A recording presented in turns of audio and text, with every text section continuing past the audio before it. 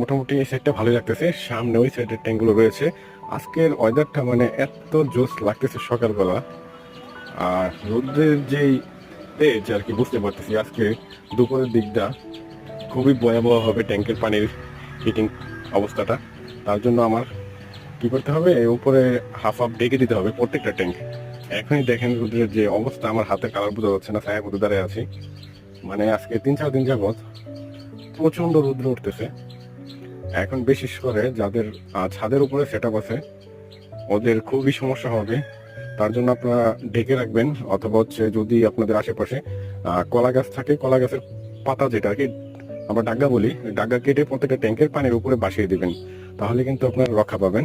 নয়তো মাছের গরমে যে সমস্যাগুলি হয় আমি বলে রাখি, আপনি দেখবেন মাছের ফাঙ্গাস দেখা দেবে খুব তাড়াতাড়ি, ইন্টারনাল প্যারাসাইট খুব তাড়াতাড়ি দেখা দেবে।